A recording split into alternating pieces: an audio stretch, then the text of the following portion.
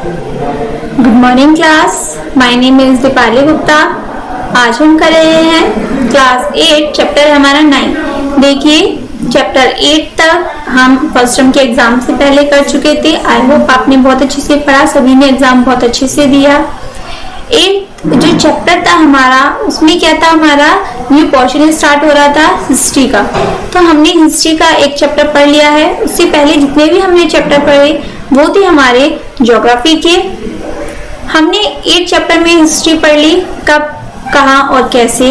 अब हमारा जो 9 चैप्टर है, एक तरीके से ये आपका हिस्ट्री का सेकंड चैप्टर है, लेकिन ये हमारी बुक का कौन सा चैप्टर है, 9 चैप्टर है। ठीक है, कौन सा चैप्टर है, 9 चैप्टर है, जिसका नाम क्या है हमारा, कंपनी की सत्ता की स्थापना।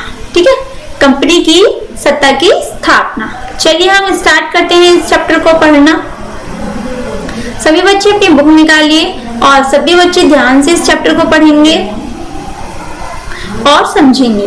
देखिए, भारतीय तथा अरब भारतीय यूरोप के साथ साथ बहुत से देशों के साथ स्थल मार्ग से व्यापार करते थे।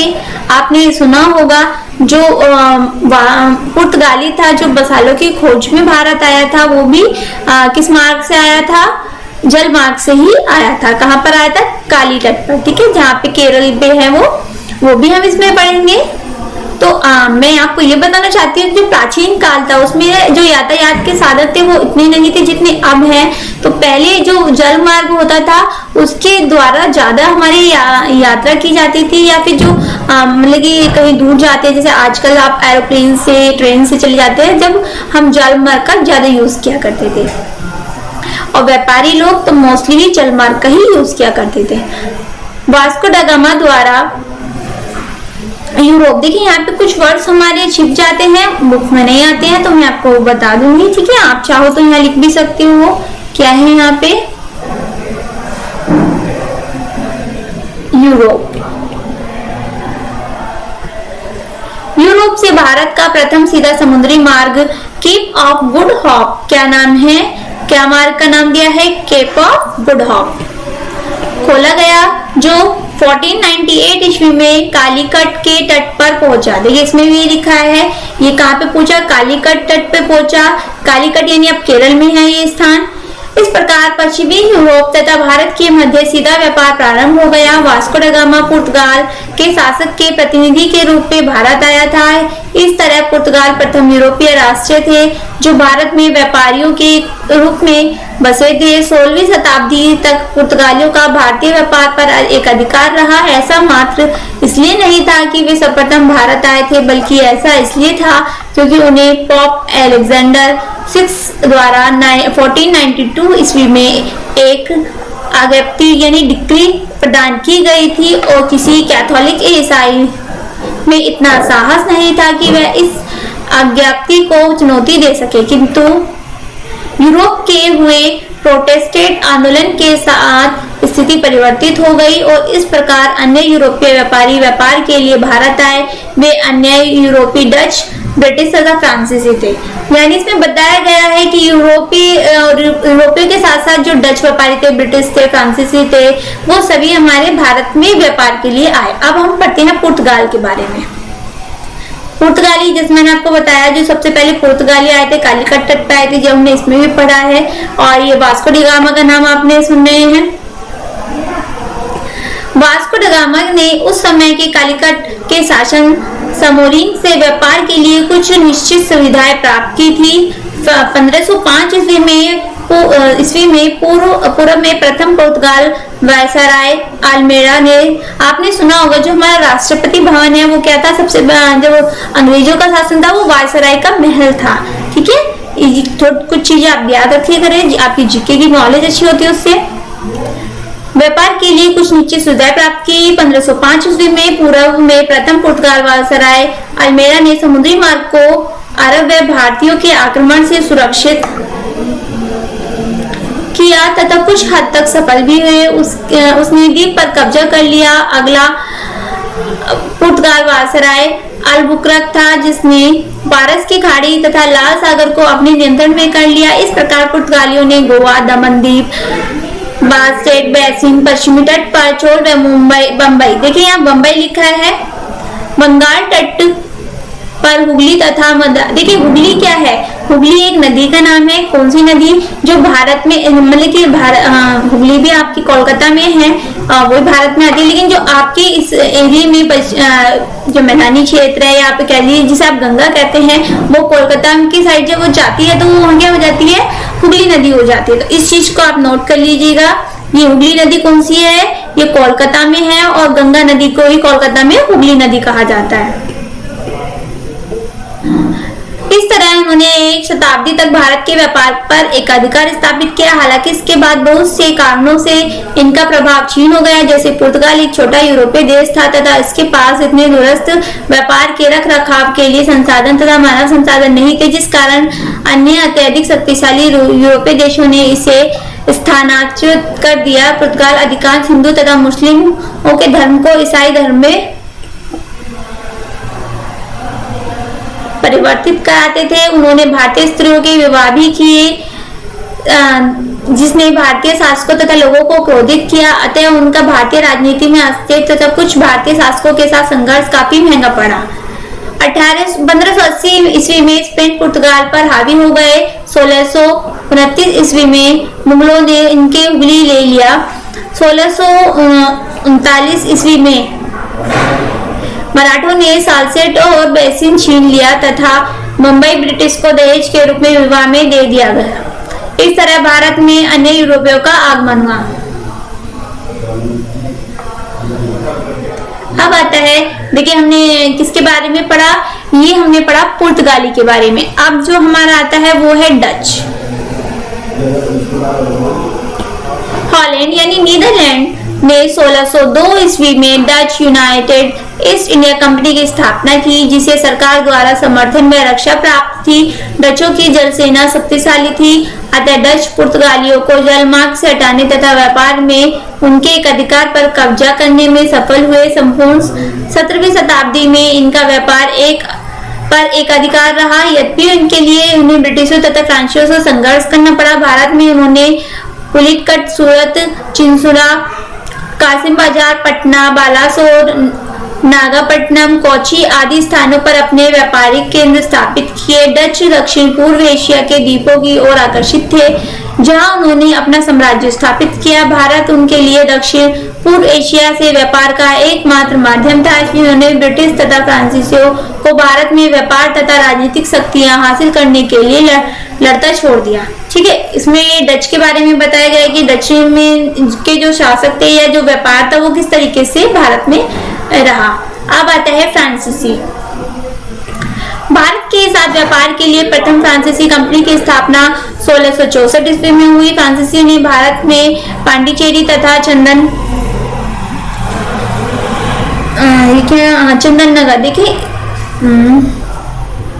ठीक है, अब दिख रहा होगा आपको क्या लिखा है, ये चंदन नगर में व्यापार केंद्र स्थापित किया तथा अरब सागर में मॉरिशस पर नियंत्रण किया। पुर्तगाली व डच पहले ही भारत के इन भागों में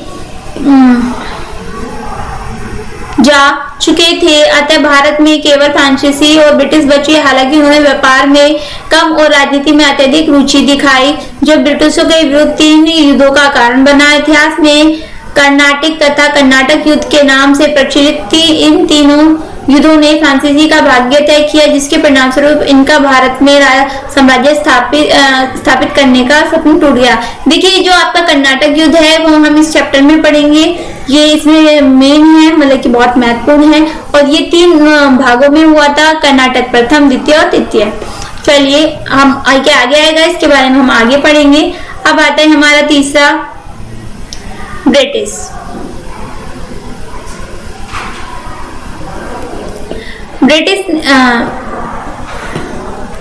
ब्रिटिश ने 1600 ईस्वी में भारत के साथ व्यापार के लिए ईस्ट इंडिया कंपनी की स्थापना की। उन्होंने मुगल सम्राटों के से कुछ व्यापारिक अधिकार प्राप्त किए। उन्होंने मुगल गवर्नर के आदेश के साथ 1611 ईस्वी में सूरत में अपनी पहली व्यापारिक कोठी की स्थापना की। बाद में उन्होंने अहमदाबाद, बुरहानपुर, अजमेर, आगरा, पटना, कासिम बाजार, कोलकाता, ढाका, मुंबई आदि में अपनी व्यापारिक कोठियां स्थापित की। मुगल सम्राट फारूक से कंपनी को हैदराबाद, बंगाल तथा गुजरात में करमुक्त व्यापार का विशेष अधिकार प्राप्त था, जिसके बदले में उन्हें 3,000 रुपए सालाना देने होते थे। इस विशेष अधिकार ने ब्रिटिशों की राज्य विस्तार में मदद की। ब्रिटिशों के हृदय में राजनीतिक महत्वाकांक्षा की थी, किंतु उन्होंने व्यापार कभी नहीं छोड़ा, बल्कि उन्होंने व्यापार के साथ राजनीति को भी मिश्रित किया।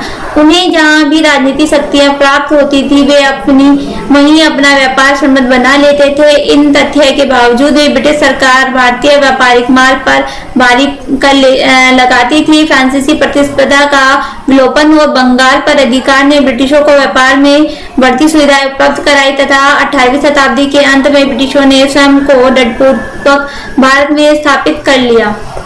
आगे है हमारा, जब भी ब्रिटिश किसी स्थान पर अधिकार प्राप्त करते थे, वे उस स्थान की किलेबंदी कर देते थे।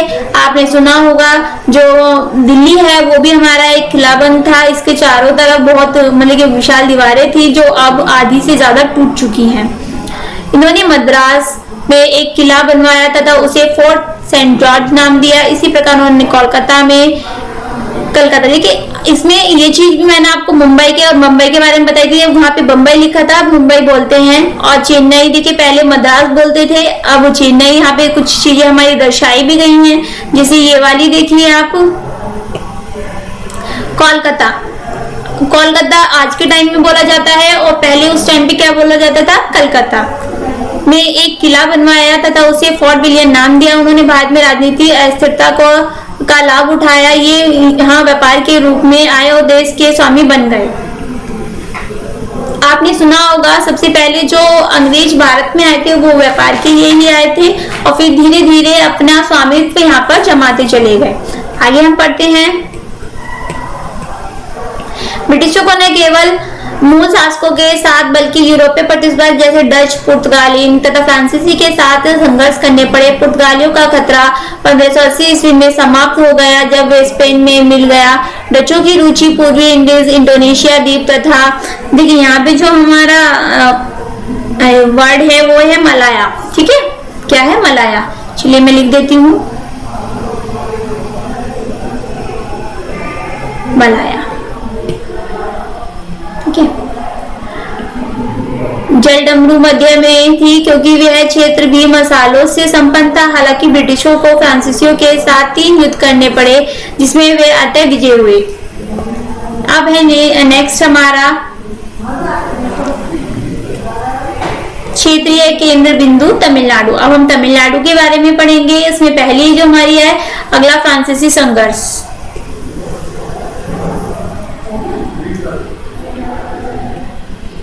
इंग्लैंड व फ्रांस यूरोप में पारंपरिक प्रतिस्पर्धी थे। यह प्रवृत्ति तब भी कायम रही जब वे व्यापार के लिए भारत आए। उन्होंने अपनी शक्तियों का उपयोग एक दूसरे को हटाने में किया। दक्कन में उन्होंने कई बार युद्ध किए जहां अधिकांश हैदराबाद के निजाम, मराठा, कर्नाटक के नवाब तथा मैसूर के शासक युद्ध करते थे। प्रथम कर्नाटक युद्ध, देखिए जैसे मैंने आपको बताया था जो हमारा कर्नाटक का युद्ध है वो 3 भागों में बटा हुआ है। तो अब हम पढ़ते हैं प्रथम कर्नाटक का युद्ध। ठीक है, प्रथम कर्नाटक युद्ध कब हुआ था? 1746 से लेके 1748 तक, यानी 2 वर्ष तक ये हमारा युद्ध चला था। प्रथम कर्नाटक युद्ध तब हुआ जब ब्रिटिशों ने फ्रांसीसी गवर्नर डुप्लेक्स के जहाज नष्ट कर दिया। इसके प्रतिशोध में अपने फ्रांसीसी नौसेना कमांडर के साथ मद्रास पर आक्रमण कर दिया। नौसेना कमांडर ने मद्रास पर कब्जा कर लिया, किंतु उसे ब्रिटिशों को वापस कर दिया क्योंकि उन्होंने अपने ब्रिटिशों से रिश्वत ली थी। डुप्लेक्स ने मद्रास पर पुनः आक्रमण करके उसे कब्जे में ले लिया। तब ब्रिटिशों ने कर्नाटक के नवाब से रक्षा की मांग की। कर्नाटक के नवाब ने डुप्लेक्स के विरुद्ध अपने पुत्र के नेतृत्व में सेना भेजी। यह युद्ध में नवाब की सेना पूर्णतः समाप्त हो गई। इस युद्ध ने यह सिद्ध कर दिया कि अच्छी प्रकार प्रशिक्षित, अच्छी आय प्राप्त, सुसज्जित तथा सुशासित छोटी सेना गलत ढंग से प्रशिक्षित, कम आय प्राप्त, अनुसज्जित तथा अनुशासनहीन सेना से कहीं बेहतर है। देखिए ये चीज आपको हर उसमें बताई जाती है, जैसे शिक्षा हो या कुछ भी हो, कि कम हो लेकिन वो पूर्णता हो। अधूरा ज्ञान हमेशा नुकसानदायक होता है। रॉबर्ट क्लाइव के बारे में यह बताना मुनासिब होगा कि यह ब्रिटिश कंपनी में एक क्लर्क था। उसने यह युद्ध का विश्लेषण किया और इस तथ्य को सीख लिया तथा बाद में उसने लाभ प्राप्त करने का निश्चय किया। अब आता है हमारा द्वितीय युद्ध, द्वितीय कर्नाटक युद्ध, जो कब हुआ था 1949 से लेकर 1756, यानी ये 6 वर्ष तक हमारा चला था। यूरोप में फ्रांस तथा इंग्लैंड के मध्य शांति संधि हो गई थी, अतः भारत में इंग्लैंड में फ्रांस कंपनियों के मध्य भी शत्रुता समाप्त हो गई थी, किंतु यह शांति कुछ समय के लिए ही थी, क्योंकि वे कंपनियां मूल शासन हैदराबाद के निजाम की भी मृत्यु हो गई। ब्रिटिश तथा फ्रांसीसी दोनों ही कंपनियों उन दोनों राज्यों के सिंहासन पर अपनी संरक्षणहीन व्यक्ति को बैठाना चाहती थी। ब्रिटिश कर्नाटक से मोहम्मद अली तथा हैदराबाद से नासिर जंग का समर्थन कर रहे थे, जबकि फ्रांसीसी उनके प्रतिस्पर्धी उम्मीदवार क्रमशः चांद साहब तथा मुजफ्फर जंग का समर्थन कर रहे थे। चांद साहब कर्नाटक का नवाब बना तथा और रॉबर्ट, देखिए इसमें 2 चीज यहाँ पे बताई गई है। कर्नाटक का नवाब कौन बना?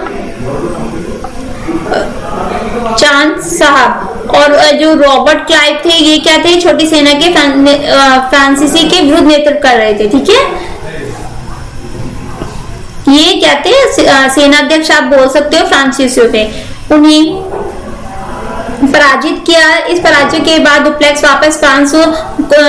को फ्रांस बुला लिया गया। चांद साहब ने अकाट में का रॉबर्ट क्लाइव को पकड़ लिया तथा उसकी हत्या कर दी गई। फ्रांसीसियों ने अधिकांश सभी स्थानों पर युद्ध में पराजय पाई।